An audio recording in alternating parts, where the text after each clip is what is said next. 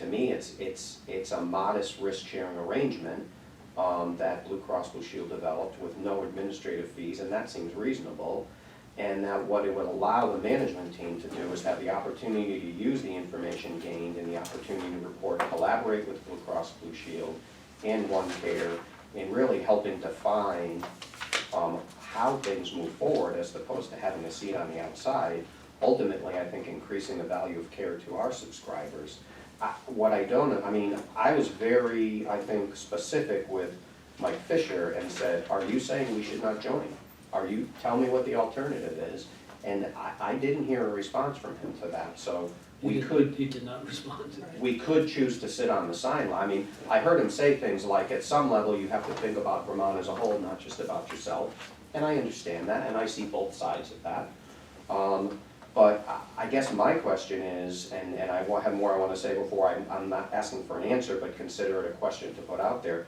Is VEHI planning to design a replacement? I mean, to me, this is the option that we have right now. And I have to say, and I'll try to stay, whatever you want to call it, even with this, but I am sitting right now with a board and a community and a budget that is looking for an increase that is of historical proportions for many reasons, but you know, a 13% increase in our own premium doesn't help. And that's one thing people see right up front. And I'm not saying that OneCare is going to change that tomorrow or this year. What I'm saying is, to me, that this is what the state has said, here's our approach.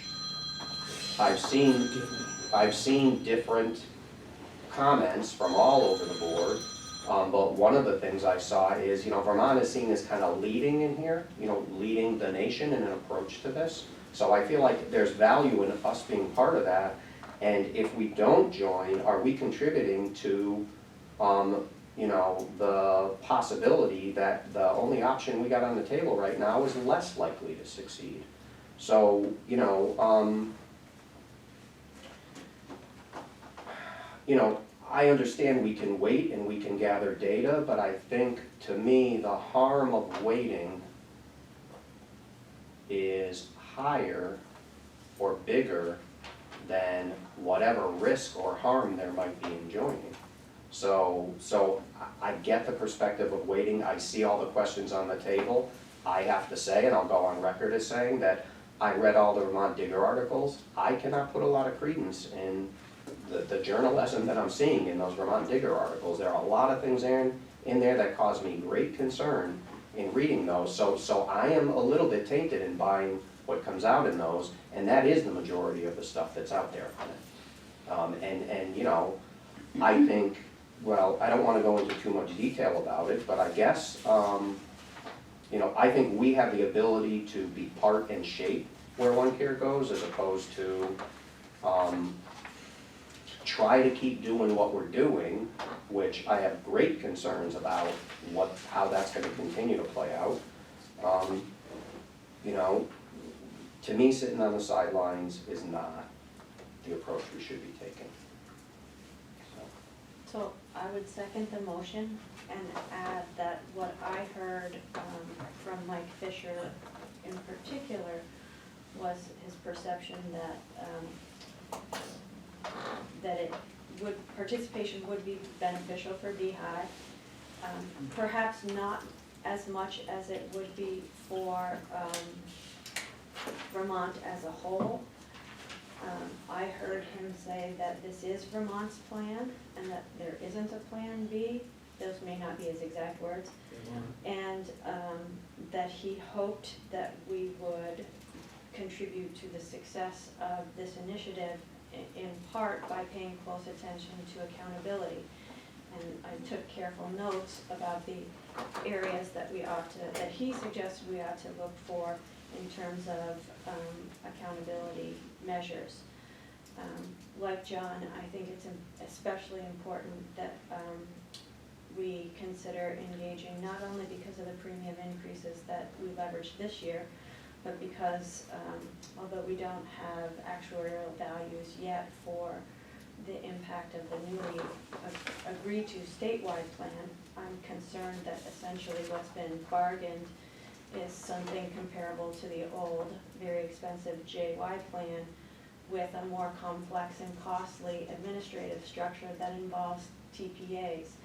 So I think it's important that we work hard to be active partners in Vermont's work on behalf of all Vermonters, including the ones that we serve, to improve healthcare costs, affordability, and coverage. Hey, It's interesting that you say active partners, because from the beginning it struck me that Blue Cross Blue Shield is not treating us as an active partner. And I felt that way right from the get-go. I felt like I was being sold something from OneCare and from Blue Cross Blue Shield in their presentations. I certainly appreciated Mike Fisher in his perspective as a kind of neutral party with questions. And it's just interesting the different takes on what he had to say. But I don't see a benefit to the subscribers nor the members of VEHI as being great enough that we should be jumping into this. You know, you said, John, that the harm of waiting was, in your view, greater than the harm of jumping in at this point in time. I don't see benefits. I don't see a lot of harm from waiting. I don't see a lot of harm from joining, but I don't see benefits. And so I don't think that putting all of our members in there at this point in time is going to create a benefit that's going to lower our premiums for next year. Yeah, I I don't just don't see necessarily that. think it may for next year. I guess my only thought is the harm of not joining is that we take a large group that through the benefits of scale will help OneCare succeed, and we withhold that. We also deliver a big message when I don't see any other options. So I get it probably isn't gonna affect premiums next year. I get that we may not see as a group of VEHI a direct benefit in this year. I think the benefit is we're trying to make something work when what we got clearly does not work right now. And I may we're end up doing there. what we can. I may end up there, but I would like a year to take a look at the information coming in and to really understand what's going on with the ACOs in other places, where they're at. I mean, I read the article today about the nonprofits and that they may be the first nonprofit ACO in the nation. If that works out for them, that's an interesting perspective. But it doesn't take away from all of the questions that Mike had regarding transparency, regarding, you know, what are our values, or what are our goals? You know, he asked, is primary care what VEHI subscribers need? I don't know that getting folks for their primary care, it may very well be what our targeted mission is. But I know that there are a lot of subscribers that choose the gold CDHP, that choose the silver CDHP, and then they don't go. And it's because of the cost of the plans, it's because of the structure of the plans, it's because of the cost sharing that's occurring. Overall, I think the subscribers are a very educated group of folks, and they don't use healthcare unwisely. I think they go to their primary care, they usually get their physicals, they follow up as they need to. That's certainly my experience with the subscribers that I come in contact with every single day. I haven't written down a lot of thoughts about this. I've read. I share your concerns about the quality of some of the, what you call journalism, particularly in the comment section. Well, I avoid that. Yeah, I do too. No, I don't. I actually read them and get upset by reading them. I have no doubt about the intentions of the people involved, the good intentions of the people involved. I have significant doubt in the form of unanswered questions about the value of the attribution during this year. I have significant gaps in information, as I think you do, you acknowledge yourself having, that leave me really troubled about acting favorably at this point. I also am struck, I don't want to overstate it, but I'm really, I was stunned at the, well, for lack of an easier way of saying this, the array of political the array of people with disparate political views coming together around expressing concerns for the operation of One Care Vermont just yet. I don't remember the Secretary of the Agency of Human Services ever taking the step, particularly in public, the way Mike Smith did last week, calling into question the absence of nonprofit status for One Care Vermont, and highlighting questions of transparency which have been raised by people all over the place. I don't believe for 1 second that One Care Vermont's success ultimately, long-term or even short-term, is dependent on whether it has 250,000 people involved or the current 160,000 people involved, other than as a benchmark for showing public support. I don't see how it is wise for us at this point to agree. This is not a question of rejecting One Care. It's a question of whether to make a move that, as far as I can tell, despite rhetoric to the contrary, once we make a decision to go in, whatever that means, it is highly unlikely, if we want to get out, that it will be easy for us to extricate ourselves from it. We've been told by the Blues that they recognize the decision is ours,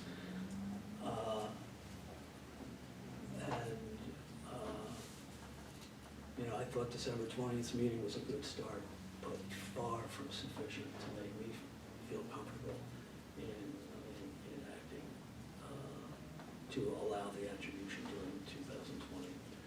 So that's where we are. I wonder out loud, says he, and then maybe we should leave. I wonder, after Laura gets a shot at this, I wonder if we shouldn't try to formulate a motion that depends on what people want. If people want to force each other into hard positions about this, we can go through a motion to go in and a motion not to go in. I prefer consensus if there's one available, recognizing that we probably are not in agreement about this. That allows us the breathing room that further study during the course of the current year enables us to do. And sort of revisiting is not really the question, but I guess it is. I guess it is the right word. We have to come back to this. We can't avoid it anyway. Anyhow, that wasn't very well articulated, but that's my sense of how things are playing out here. It's not outright opposition to anything. It is simply lack of comfort sufficient knowing that there are 43,000 people sitting around this room, and 19,000 of whom are ripe for being moved in some ill-defined way. But am I correct in, if we don't pass a motion to join, then we're not joining? Correct. Okay. And But we could pass a motion that, frankly, reflects to the public our active consideration of One Care Vermont. A decision not to join by itself conveys only that we're not going there. But a motion that incorporates elements of further study and a commitment to revisit it for the next calendar year does convey to the Blues, to One Care Vermont, to our members and our insurers, that we're taking it seriously. We're not just saying no. We're not just saying no. Laura? So, I'd like Bobby Jo to have a chance to speak if she wishes to before we go for dinner. Hopefully it won't be till breakfast. I did not take the tact of giving you a formal recommendation. My sense is that we can be more influential engaging in One Care, helping to shape it, helping to hold Blue Cross accountable, and that it's an opportunity that I would see us engaging in. However, I think what's important that I wanna say now is, to me, if the board doesn't decide today to go in effective January 1st, that you not revisit that during the year and try to get in during calendar year 2020, which Don George, the Yeah, president of Blue Cross, indicated that we could go in the middle of the year. I would hold I that if wasn't you. even, I Excuse- didn't even get that. Excuse me, so if you decide that you're not ready now, or the motion fails, then I would suggest that you look at whether or not you wanna go in 1/1/21. I think to try to go in mid-year not only distracts us from doing the work that we have in front of us, into trying to compress what new information you need to make the decision, but I frankly think that you can't hold Blue Cross or One Care accountable unless you give them an entire year to do the work. So if you wanna really hold them accountable, you wanna go in at the beginning of the year and do it on that timeframe. But you're saying if we're not ready to go in now, then I your would- advice is don't go in. Don't try to go in Don't try anytime to in go in 2020. before at the Yeah, earliest. I mean, That would be my I had recommendation. assumed as much because I was unaware of the possibility. It escaped me that Don might have said that we could go in mid-year. And then Don and Andrew both made that clear. And again, Bobby, John, I don't wanna put you on the spot, but I wanna give you a chance. And I don't presume to think anything I say will make a difference in today's vote. But I do think it's important just to know that I felt like Mike Fisher did encourage us, I think, to consider it not only for VEHI, but have the impact of Vermont. And when I think of Vermonters, I think of the children that we teach and the taxpayers that pay the bills. And those folks that are, on Medicare, on Medicaid, those folks are in there. So if us joining helps them as well, I think that's beneficial for all of Vermont. And we touch more than just the 43,000 people. We touch the, Well said. hundreds of thousands of children and their families. Also, I do think the opportunity report that Mark noted earlier is something that we can look at, but I think that those are the same clinical measures that were brought up by One Care and things that they're looking at as well. And I think it would be, I don't think we're going to be able to do anything different outside of One Care. I don't think there's going to be an appetite for the provider community to set aside a separate cost and quality initiative just for VEHI when, as Doug Emery said, One Care is all in, that's the game in town. So I think that the opportunity report will help us with our metrics, and it'll help us kind of set the stage of where the things that are important to us and where we want to hold them accountable and the metrics that we agree to. But I don't think that we're going to be able to go forward with a cost and quality outside of One Care. That's my. I don't have an analogy ready at hand, but the thought I'm having right now is this. There seem to be problems attached to the operation of One Care Vermont, particularly related to transparency. Whatever else can be said, there seems to be doubt being expressed in a variety of venues from a variety of sources about, do we not contribute to, I'll use the word pressure, I'm not sure that's the right word. Do we not contribute a bit more pressure to One Care Vermont to demonstrate, to provide more transparency, to provide some openness? I'm not sure where Doug Hoffer's office is in this, but if there's information that the public ought to have, that people, our betters frankly, are telling us we don't have, shouldn't we take some action that encourages One Care Vermont to provide that? And it feels to me, and being on the inside or the outside, I think is a construct that doesn't make any sense here. If we're on the inside, they're gonna consider us on the inside, and we've been taken over. If we're on the outside, I don't know if they feel they have to answer to us, but certainly if we lend our voice to that of other people who are squeamish about the issue of the availability of public information about how they're operating, it seems to me we're probably better served. I don't disagree about the notion that this might ultimately have an impact on the larger population. I don't begin to understand. I understand a lot more than most people about healthcare, believe it or not, and, you know, from a non-provider standpoint, and the way the system functions. And I've been around the world of case management and care coordination for decades before I was associated with Vermont VEHI.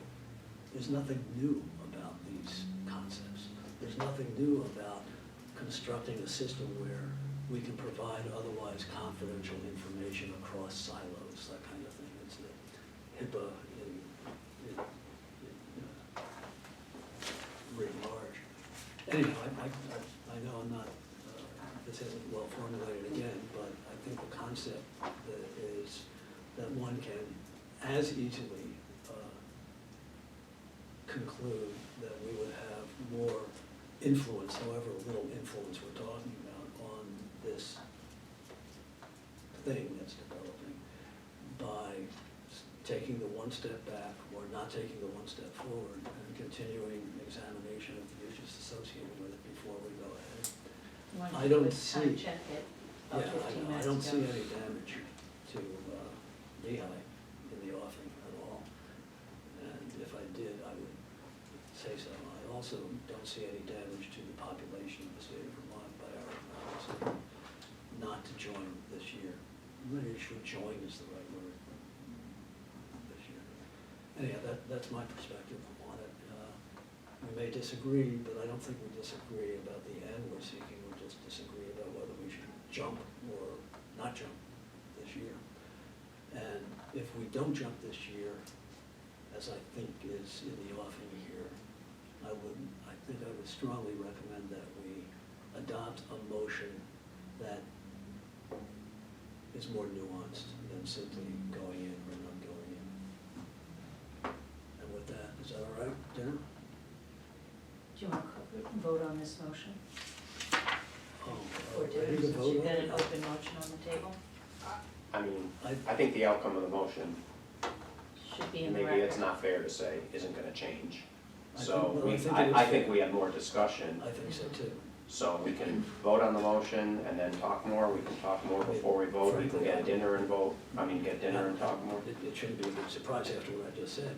My inclination is either withdraw the motion and start afresh, or go through an amendment process that ends up in essentially the place that I'm suggesting, which is some nuance that has us engaging in further examination of the issues during calendar 2020 in anticipation of a more definitive decision for calendar 2021. Or we could call the question and then get dinner, and if someone wants to make a different vote, motion after dinner, we could take that up. Well, I don't think we have to call the question, we can just suspend the meeting for dinner. We call the question, doesn't that foreclose further discussion? Of that motion, it doesn't preclude a different motion. I mean, maybe you weren't listening. One of the options is to withdraw that motion. I understand, Well, and I and heard you that. you want to foreclose that. I want to be clear, if the body does not want to go in January 1, 2020, I think we should make that clear. I don't know what that means. There's a So motion I'm on the gonna- table, I'm I gonna- think we I'm should gonna- vote on it. I'm gonna deprive the meeting of a quorum and get dinner. Okay. We'll figure it out as we go. Okay, let's reconvene now that John has decided to rejoin us. I have a proposal, I guess, that's consistent with the way I ended before. On a personal, not a personal level, as a board member who has doubts about this, I would like us, if possible, to avoid saying no. motion on the floor requires us to say yes or no. And I think we know that we do not have consensus in favor of it. So we should probably either not act at all, if we want to avoid saying no, say no by voting on that motion, or coming up with an alternative. And the alternative, not surprisingly, it feeds off of Mark's first paragraph, because I focused on it early on. And so I don't know if the best approach is to, well, I guess the motion's on the floor, so I'll make an amendment, I'll offer an amendment to substitute for the motion the following. I move that the VEHI board defer acting, as opposed to decline, defer acting on BCBS VT's invitation to attribute 19,000 covered lives to the ACO in 2020, and act on it for 2021 after learning how OCV performed in 2019, I'll go over this again, assessing developments in 2020 and acquiring a deeper understanding of the ACO model. So it feeds off the wording in that I'll get it from the first tape. sentence. It'll be easier to find because it's the beginning of part 2. Because you didn't do exactly Mark's, No, so I not can't just exactly. copy it, so. Exactly. If people feel like they understand the motion, I don't mind grabbing it from the tape. And so the purpose of the motion is to avoid saying no, and rather than decline anything, to defer acting on it so that we can do what we want to do, which is learn more and feel more comfortable at the end of this year, or by the end of this year in anticipation of 2020. What is the year 2021? Should I read it again? I understand it, Okay. I'm struggling a little conceptually, and I guess I'll just explain my reasoning, and so it's really entirely different than the original motion, so to consider an amendment, Well, that's I why get I it, yeah. hesitated too, so And- I would prefer that we find a way right? of sidestepping the And- motion. And I don't think we would necessarily be saying no, we would not be saying yes, because the motion was to say yes. And if we're not in this room right now in a consensus to say yes, then I think what we said is, we weren't ready to say yes, so therefore, the second motion was introduced, which said, here's why we're not ready to say yes now, are people willing to go along with us? You follow what I'm saying? Except for what you want us to do. I would prefer to vote on the original motion, and if we're not gonna say yes, then we don't say yes. To me, that's a little different than saying no, because Blue Cross told us, you don't have to say no, what you have to do is say yes, and if you don't say yes, you're not in. And so to me, we're going on record as saying, we talked about saying yes, but we didn't get all the way there. And in lieu of that, here's what we look to do. All right, look, I get it. I guess I'm prepared to go along with anything that leads to our actually acting favorably on a motion that acknowledges that we are going to continue examining this and then reach a decision conceptually for 2021. On an appearance level, it feels to me better, I don't know, much better from a organizational perspective to convey to the world that we're not ready. The motion in front of us implies that we're ready, and a no vote implies that we're against it, when we're not.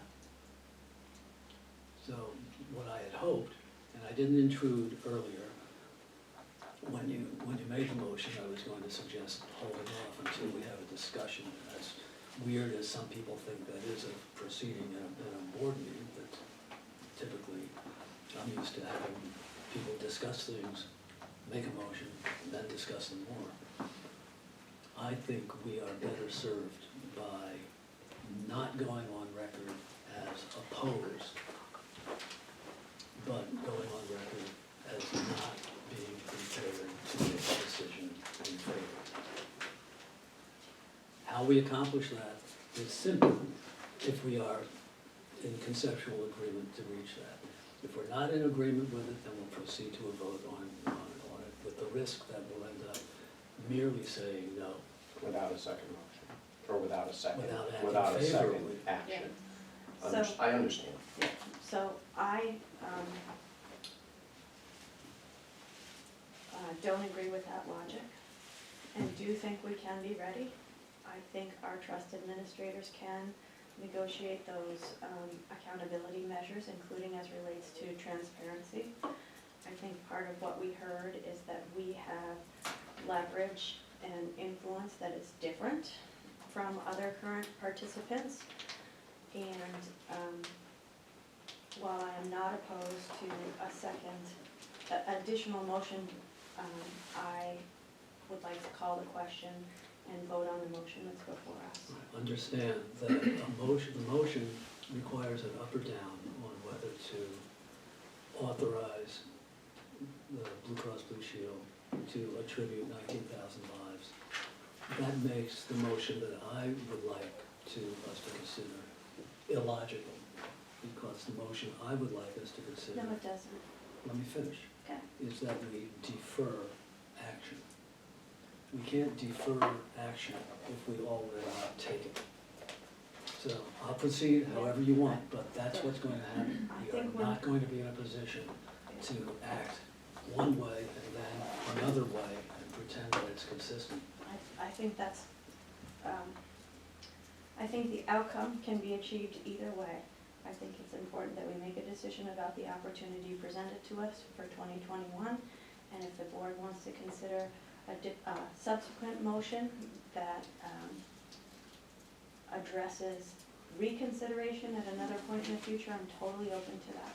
And I did call the question. Yes, you so- did. Okay, so the question before us is, Your motion didn't have a second, so the question before us is John's original motion, yeah, which I'm gonna listen to the tape, but it's to opt into the all-payer model for 1/1/20 and task the management team to bring metrics by June. That's the concept of it. Yes, with more words. With more words, which I will get from the tape. all in favor? I, Say it Aye, out loud there, sorry, son. I forgot about that. All those opposed? Nay. Nay. So we have decided not to join, not to permit Blue Cross Blue Shield to go ahead and attribute 19,000 covered lives to the ACO in 2020. I don't think that's an accurate statement either. It isn't? But, How is that not an no, accurate? because my understanding of the attribution process is that, and it does start with Blue Cross Blue Shield, but there's an individual opt-in or opt-out that's required. So I just, That's just so not, that doesn't feel relevant to me. Tracy, does anybody Yeah. else? Tracy, once you attribute lives to one carrying out their model, individuals can then opt not to have their claims then. That's right. If that's what you're talking about. yes, But that's an action that an individual takes after a body like ours chooses to attribute or not. All right, now, let me ask you about the logic of the motion that I wanted us to entertain. Can it be worded now that we are deferring action? We have already acted not to join. Well, I would offer a second motion, but I think I would welcome you offering one too if you wanted to. Is it to the same effect? Yes. Then it would be mine. Okay, you go ahead. I don't really care, but I'll offer it, and we can talk about the use of the word defer, or whether we should find another verb. Do you have it in writing? Okay. I move that I now move formally. I move that the VEHI board defer acting on Blue Cross Blue Shield of Vermont's invitation to attribute 19,000 covered lives to the ACO in 2020. And act on it for 2021 after learning how One Care Vermont performed in 2019, assessing developments in 2020, and acquiring a deeper understanding of the accountable care organization model.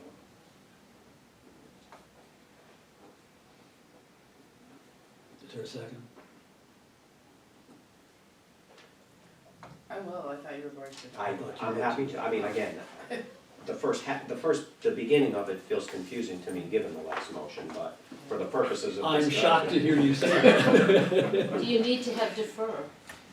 We don't need it, I'm asking for a Yeah. second, so we can get the, I will second it, I think then it's gonna require an amendment. of course. Yes, That's okay. why So I will second it for the purposes of discussion. all right. And if I could open the discussion, I would say, if we start with where you say something about plan to, or after you say defer a bunch of stuff about this year, and then you say Act and. on it Act on for it. Yeah. Act And I upon would it in 2021. Not upon it, on it.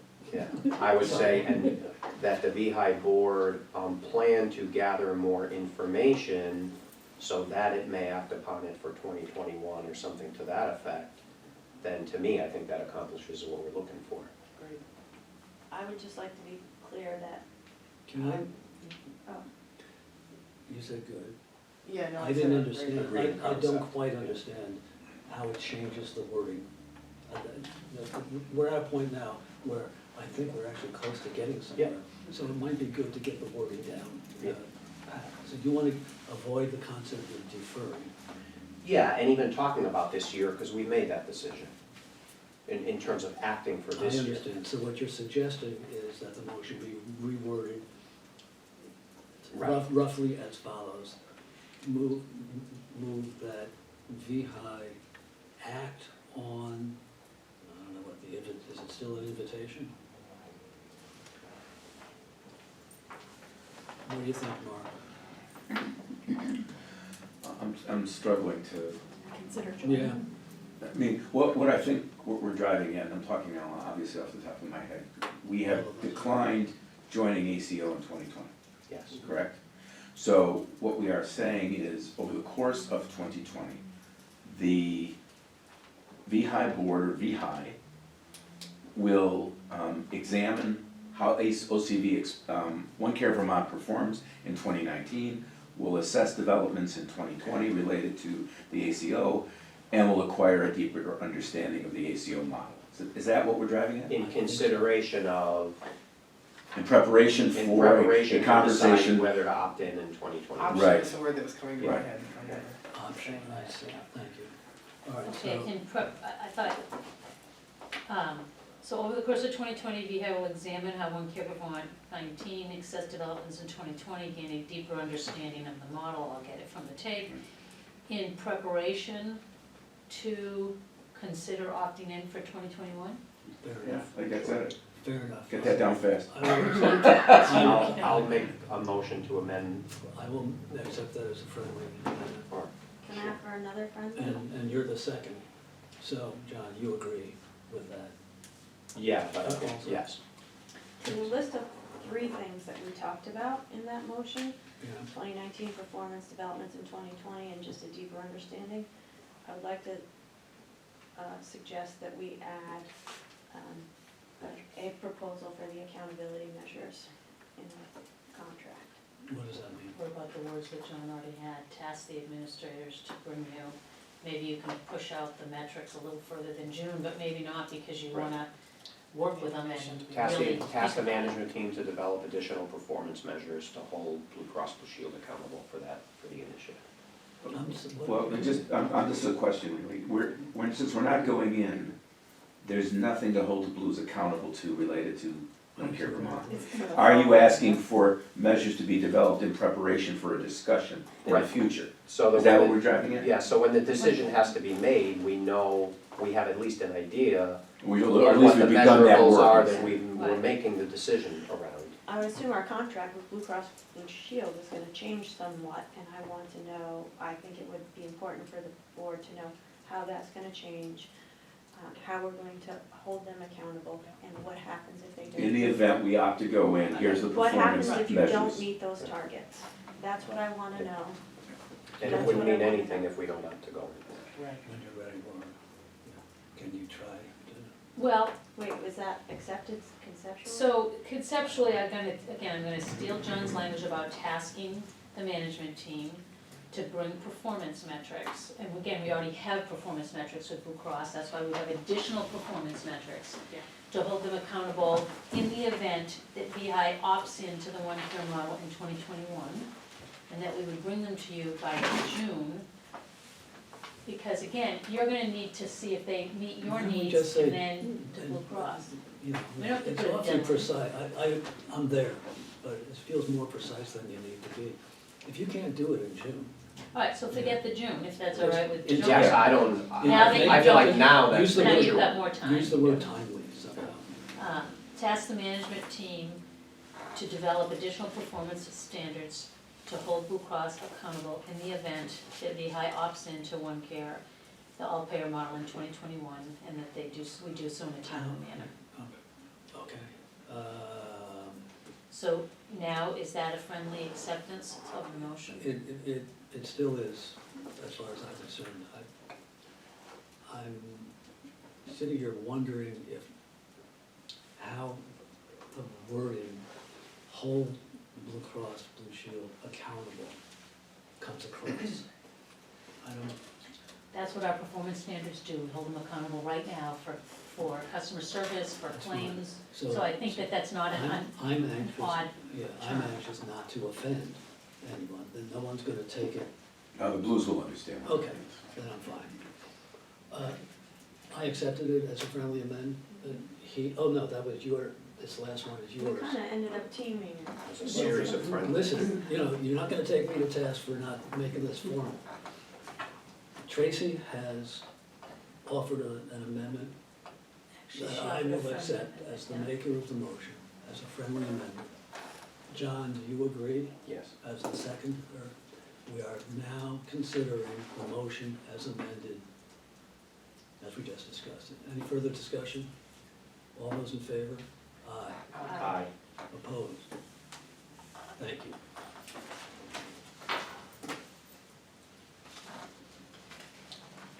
All right. I will tell you that I have to leave here in a pretty timely fashion tonight. So let's just keep going. Date number 7. Let's do number 7, that's where it is. So as you know, our health rates were filed with DFR in September. We got DFR, whenever they have a question or want more information, they do an objection, they object. That's just their words for having a question. So just before Christmas, Blue Cross sent 2 objections asking us, I guess actually, Blue Cross or DFR? thank you, DFR. Okay, I just. Remember, hold me accountable, I thought I had breakfast, so thank you. DFR asked us to review our rate filing, specifically a couple different pieces of our rate filing in light of the statewide commission decision. And basically to answer the question on whether the rates that we filed are adequate, and if not, whether our reserves are adequate to not need to modify the rates. We include in our rate filing a formal statement, a narrative that we write that asserts that our rates are appropriate and that our reserves are appropriate. And so they want us to revisit and either affirm or modify our statement. We can't do that without some additional analysis. So they've granted, usually you have 30 days to respond. DFR granted us till March 1st to provide a response. Blue Cross is assisting us, but they've contracted out to Milliman, another actuarial firm, to do the actual analysis because of capacity issues, but it's still being overseen by Blue Cross. The 3 of us have met with Blue Cross, we've had a call with Milliman, we actually engaged members of the commission so that they could explain directly to Milliman and Blue Cross what the arrangement is, so we weren't running the chance of interpreting anything. And we gave an announcement to the field, which you should have all been copied on a couple weeks ago, saying that our rates won't be final in January, as they usually are. I actually haven't gotten any dramatic questions about people worrying about that statement that we sent out. So that's where we are, we're in the process. Once we get that information, then we will use whatever we have to either answer the question, our rates are adequate, or our rates may not be adequate, but our reserves are adequate, and in order to make the reserves decision, so Blue Cross and Milliman will make the rate decision on whether it's adequate based on all the information, that's the actuarial job. We will make the reserve decision, and we'll use the policy you adopted to do that, it gives us all the guidelines. If for any reason we feel like we need your guidance, we'll seek it, but I'm expecting the policy will pretty much help us answer the question once we have the information. And we'll update you. So the date is March then before? Well, March 1st is when we need to give information to DFR, we Right. believe we can hit that date. They then have as much time as they need to review that information and ask us more questions. Okay. They don't have a time limit. So I would just say, while you may not have gotten a lot of questions from the field, in an extremely turbulent time right now, this has just caused more angst and concern. And the worry, and I guess it's probably not appropriate for me to ask you guys to look into your crystal balls right now. But the worry is, it is yet one more unknown. And again, you know, I don't know how to say it other than the worst year in recorded history as far as I'm concerned. For what it's worth, it's not. Well, in terms of the budget and Barry it is. All right. But I still appreciate that the communication went out. Mhm. While it may have raised questions and uncertainty, it Had is to go. transparent, and it would be much worse if people found out whatever the rates were down the road without having known they were still under review, so thank you guys for doing that. Thanks for the update. Thank you for saying that, and having some positive. The next item is I not, knew that. the next item is not unrelated. At the annual meeting, the matter of greatest interest, I think, in that short meeting was, what are we gonna do to help people understand and how to educate people and implement the statewide benefit when the decision about it was made, and it has now been made.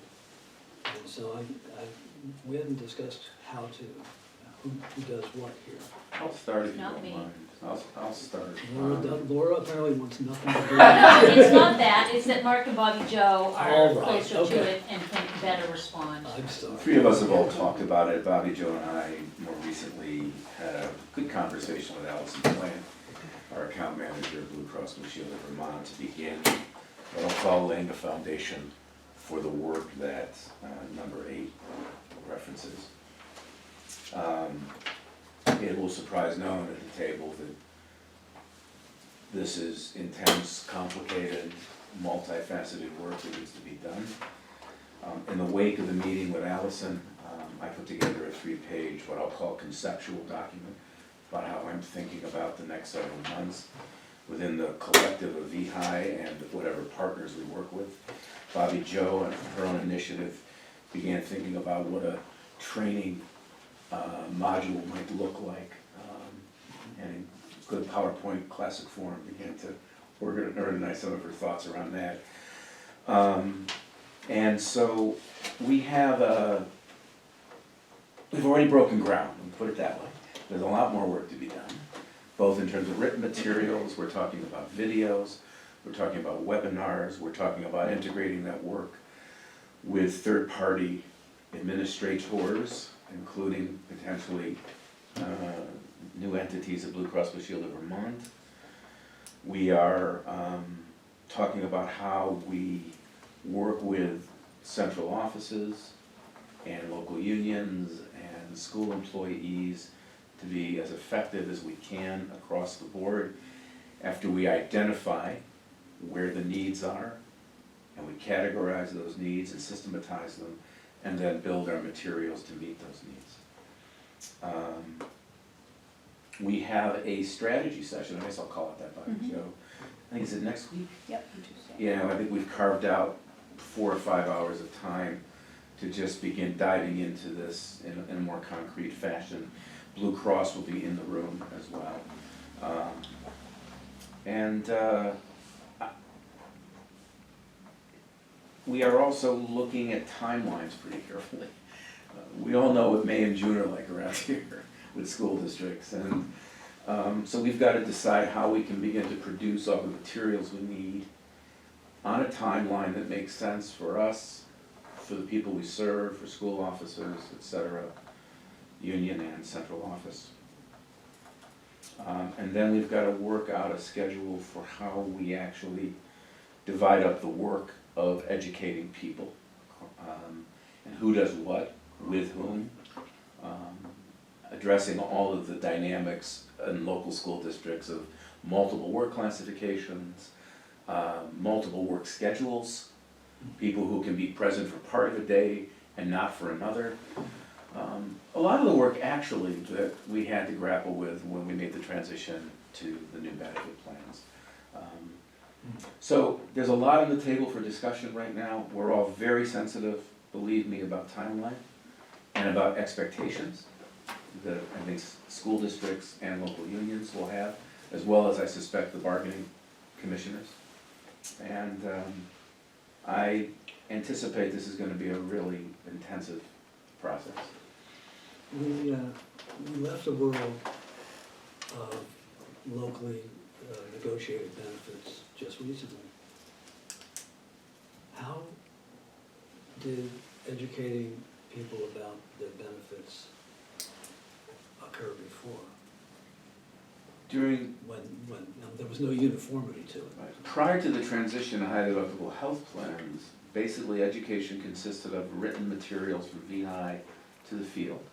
And that would be, of course, school districts and local unions. Local unions then were chiefly responsible for disseminating it to school employees. And translating it into local. Right, UNICEF directors also use their HR. forums to educate leaders, HR, VASBO, I mean, VSBA was also a conduit of information. And then we would respond to requests, Joe and I individually or collectively, for workshops or presentations. Sometimes just to school personnel, sometimes to just school employees and local union leaders, sometimes to joint meetings. That was the format before the I'm transition. not suggesting what you may imply, what you may infer here. So if we did nothing different from what we have done, each local group of people would have to inform their own members, their own employees and offices what the statewide benefit is. Can I just add to that though, so before 2018, some people didn't have plan choices because it was all decided at the local level. In 2018, everybody had 4 health plans Right. to choose from, which was new. The health plans had different out-of-pocket cost sharing. Right. In some cases, very different. The platinum was closest to what people had.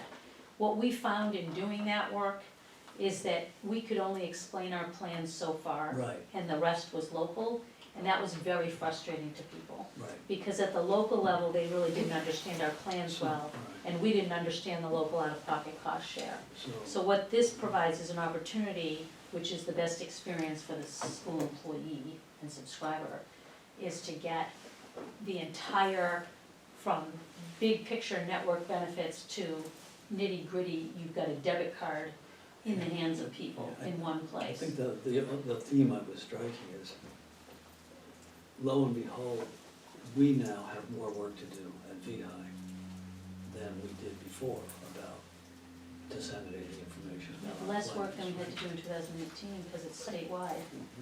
It's a. It's a lot of work, and it's different than the lead up to Okay. 2018, but it's still, I think, gonna be a lot of work.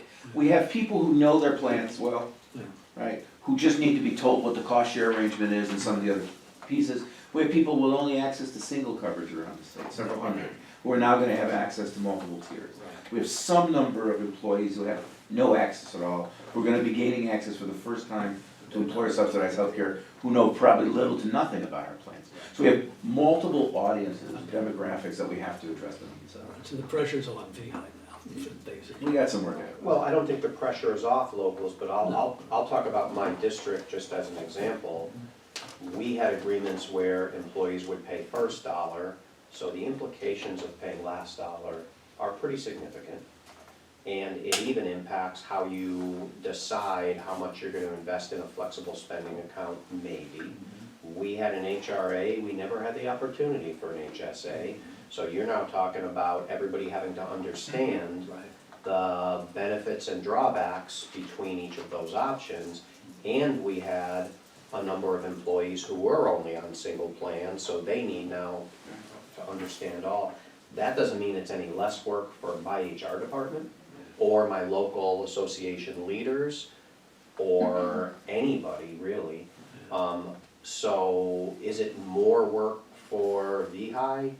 I don't know that it's more work, but it is different work. Yeah, I don't think of it as more or less. I've just decided, for my personal, It's gonna be. Right. that it's just, it's important work, and it's gonna be a lot of it. I don't look, I mean, there's things from the previous transition that we can borrow from, Mhm, that'll save us some time and perhaps thinking, mhm. but it's still gonna be a lot of work across the board.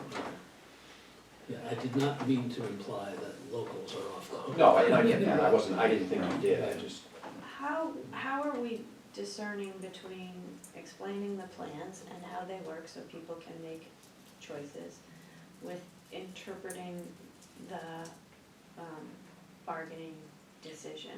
So we don't want to interpret the bargaining That's what, decision. you know, Right. or And explaining it we just even. had Right. a couple cases, so the three of us met by phone on Tuesday, and, which was yesterday.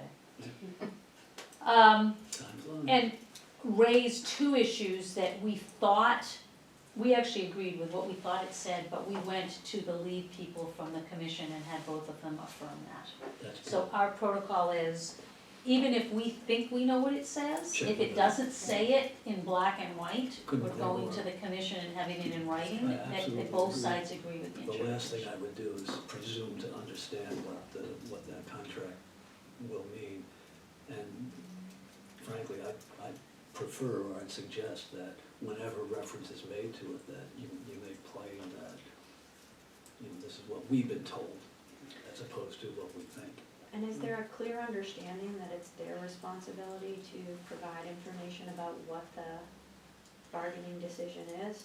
Have we made clear that, We haven't actually communicated to districts anything yet along those lines, but when we started talking internally about this, Do you mean the districts or do you mean the I- parties? Who's Commissioner. they, you said they, What do you mean? that the bargaining commission, at the commission. Vermont NEA and VSBA are the entities that are responsible for communicating about what the decision is? when we met internally, we thought that, I wanna, no, I I mean, want to know that they There- know there's- what you're. in what- some ways, the simplest part of this, and that's a risky statement, is what the actual agreement is, right? So if the parties are of one mind on this, and it's our expectation that it's the responsibility of the commissioners and school districts and local unions to decide how to communicate the terms of the agreement. Then, to John's point, and the kind of things we've been talking about, what does this mean for individual school employees and their families, their plan selection, their health spending account selection, first dollar, last To dollar, get ready that for kind of open thing. enrollment, That's what we do. yeah. Right, and are the That's what I par- was trying to clarify. are the parties in agreement? So far, I think they're, we've gotten, yeah, yeah, I think there was some kerfuffle over date, when eligibility started. Well, but and that that's, was I think resolved. that's been resolved. That's my So can I understanding. just ask for clarity on what the Nothing what you were changes till told? 1/1/21 Okay. regarding eligibility or out-of-pocket cost share. So when we say nothing changes, again, just to be clear, because I'm in the middle of negotiating 3 contracts right now, that doesn't mean we have leeway to change the terms for 6 months. No. What is written in the current agreements is essentially That is frozen, and what is that written is in our ours. non-unionized And employee John? handbook is frozen. Just to begin practicing what we just spoke to, please That's what contact the you've been told. commission, Yeah. Yes. contact the commissioners Thank you. to verify that. So when I was in front of VASBO, not this week, but right in December, I think the day after the announcement was made, and they started to ask me questions, I said, that was a collective bargaining decision that was made, that was not a healthcare decision. I am not the right person to answer collective bargaining questions. You need to go to VSBA and Vermont NEA. VI will answer health questions about how to use your health plan, and we should be able to answer how to use your health plan down to a greater level of detail. But it's premature for us to do it because in those days, there was a lot that people didn't understand. And so I said VI isn't gonna, and people needed to realize that VI is trying to help people with open enrollment in next fall. Mhm. So our time frame is different. Okay. Understood and point taken. Yeah, no, I meant that with all due respect. Yeah, no, I get It's it. just that, And I think we're gonna do more print materials and web-based materials. Mhm. Because frankly, going around the state in person wasn't a particularly good use of our time. And I think that people tend to not want to be with you personally in May, June, July, August, or September, frankly, which are the months they need to learn. So if we can create print and media materials, which they can access at their own when they are ready, we think that is a good use of.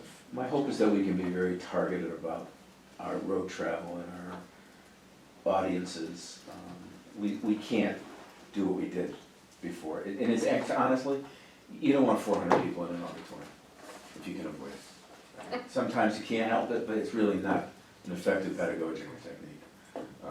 And so I'm hoping, as I said, we can be very targeted about where we need to be on the ground, in front of people, versus the kind of thing Laura was just talking about, is giving them written and video materials and webinar opportunities. Is there any thought to identifying some folks and, HR people, union people to come together and be kind Well, of I mean, specialists a layer before they hit That's you? an Is that interesting something idea. could Like be- having like a think tank, we can work on kitchen cabinet to work with. It might be a little bit easier for you guys to connect with, but it would also give folks at a local level a first step, because otherwise you could be inundated.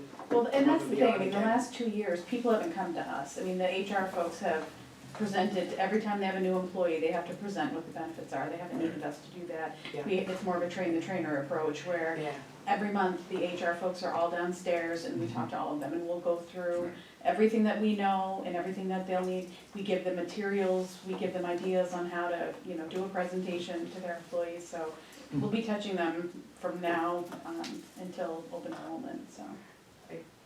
yeah, just trying to see a little bit Yeah, of those. no, Okay, it's really not our business, but is there direct communication between Vermont NEA and VSBA about I don't know. finding a way to provide common information about the bargain benefit? VEHI doesn't know that. Well, okay. I think there's conversations going on Okay. about this. I don't know where they are in their talk, but I think there's. Okay. That would be really helpful, actually. Shall this be a standing agenda item for the balance of 2020? Yeah, I think that makes sense. Anything more to discuss about it this evening? Going once? No action was called for? Okay.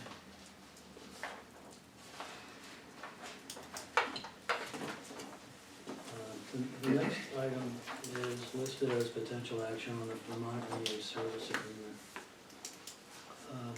One reason that I'm not gonna stay long tonight is because I don't want the devolution of our conversation into pure chaos and informality to occur again. My understanding of where things were and are is as follows. There was discussion about Vermont NEA's latest proposal, which included making it a multi-year agreement, and that ultimately dominated our time. Earlier in the discussion, I believe we had conceptual agreement about the amount to be applied to the current year. And that I can remember the numbers, $211,155. We had, John and I had particularly a give and take about it, but it seemed to me there was conceptual agreement that got channeled into consideration of ways potentially to obtain a multi-year agreement. That itself led to what we talked about earlier in this meeting, which was an agreement that Tracy and Martha will put together a draft of what came to be labeled deliverables as was the starting point for a conversation. I won't belabor what I said before, but it bears repeating just once. My clear understanding, after listening to the tape 6 times, was that I was to be receiving the draft before the December 20th meeting. And that I would look it through and implicitly communicate back and forth between Tracy and me, or Tracy and Martha and me, to see if we couldn't come close to an agreement. That didn't happen. Tracy submitted a draft for inclusion with the board materials. I now understand that we received, did everybody receive the email today from Jeff Fannin? Haven't had a chance to Well, there do more than scan it, but yes. There we are. Yep. So we have a response from Vermont NEA that we haven't assimilated. So I don't know what to do. Can I, I don't say- see how we can have a discussion that leads to potential action tonight, other than if there was indeed, as I say, agreement about the amount for the current year, we could probably conclude for the current year, so that we don't have to always be thinking, oh my gosh, we haven't even reached an agreement for this year, when in fact we may have, without having formalized it as yet. Tracy? I would agree that there was discussion about Vermont NEA's proposal, including discussion about a multi-year agreement, discussion about amounts. I would not characterize it as a conceptual agreement, and So what do you want to do? I want to talk about clarifying the deliverables in the contract, as we discussed at that time, so that we can have a conversation about amounts, duration, and evaluation. So is it your perspective that we ignore Vermont NEA's response to your draft and that we move on to a discussion of your draft? I haven't had any significant opportunity to I'm review asking if that. that's what you want to do. I'm not implying that I'm interested in ignoring anything. I am curious about who sent it to Vermont NEA and invited a response. I think it's unfortunate that it was presented that way when the intent that you and I discussed at length outside of this meeting was to provide a frame for this board to discuss and reach an agreement, and to suggest or imply in any way that that was a proposal that Vermont NEA needed to respond to, I think was premature. I think we should talk about what we want and get clear, so that we can avoid the difficult discussions we've had every year, even before the restructuring, about whether or not the service Okay. contract has been fulfilled with integrity, and especially with regard to employee education, which is what we were just talking about, and which has repeatedly been highlighted as an area where, in evaluations, and where individual board members, including both of you, have said, we're not doing a good enough job. VEHI's reputation and understanding with the plans is inadequate. Well, that's not the exact words. It Yeah, comes up don't- again and Don't again. attribute that sentiment to me. I didn't have that sentiment about VEHI's reputation. Well, I have a completely other one. Tracy, what I'm asking you is not for a recitation of all stuff. I want to know how you want to proceed, and then I can ask other people how they want to proceed. I would like to review the deliverables and see what we think of them. When you say deliverables, do you mean the draft document that you submitted to the board, but not me, beforehand? That I provided to you beforehand, yes, I would love to review that and discuss. You did not provide it to me. I did not debate or negotiate with you, but I did provide it to you in advance. When? I'm not gonna be interrogated. It's in your email. You got a personal email with the document attached. Later on, just show it to me. I'm not gonna show it to you, check your email.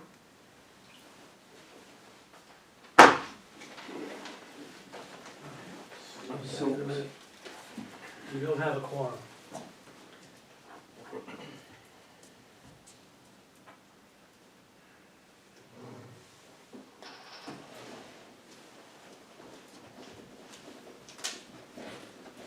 Anybody else have anything to say? I guess I would like to say something. No, anybody else? I'm not comfortable asking being if- ordered to do things. I'm not comfortable being bullied by phone and by email. I want to be clear I'm that, tired of your accusations, and I'm not gonna take it anymore. Sorry. You're on tape, you're accusing me in public of being a bully. telling me what I'm going to do is, I didn't tell you what you were you going to did do. too. Show me the email is exactly what you said. I'm asking you to please be respectful. I will be respectful in not equal measure, but in greater measure that I receive. I'll look forward to that. Is there a motion to adjourn?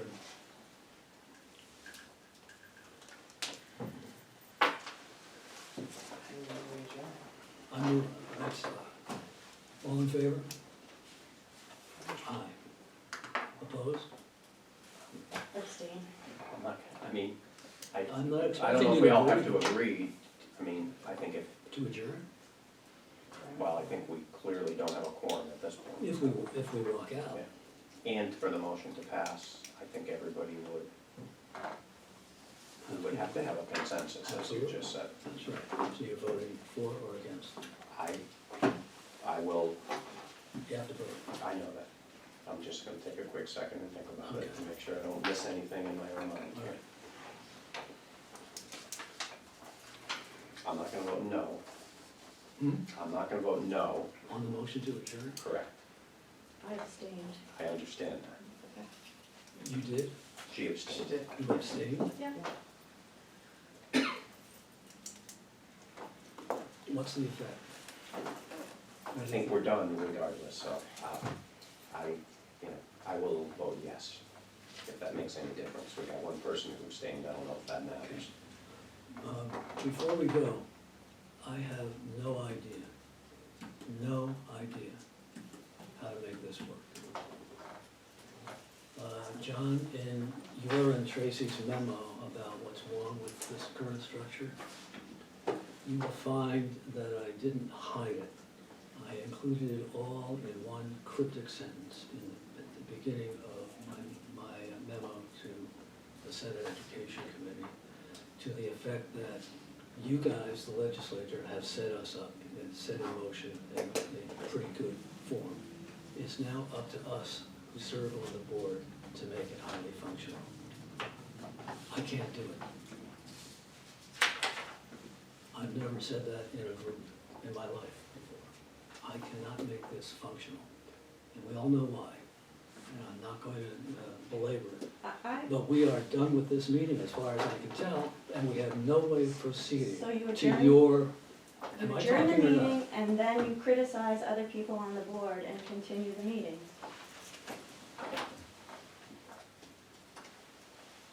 I'm not convinced that we adjourned. Okay. I asked the question, what's the We effect, had what's the effect three- of an abstention? I think we had 3 yeas and an We abstain. have 301. What's the effect of an abstention? That's a legal question, I guess, I don't know. I interpret it as word, if that's worth anything. All right, well, Well, three people who chose to vote, it's unanimous. We're done. Figure out what we do next. I'm sorry, but I'm not gonna put up with it. I am not gonna put up with it, and it's gonna stop now, but we're gonna do this again. I have got to have an understanding in this room that I and everybody in this room are going to be treated respectfully. I am not gonna sit here and be accused of being directive when I have questions to make. I am not going to sit here and be accused of acting wrongly. Is I the am not meeting go- adjourned or not? Go ahead. Am I taking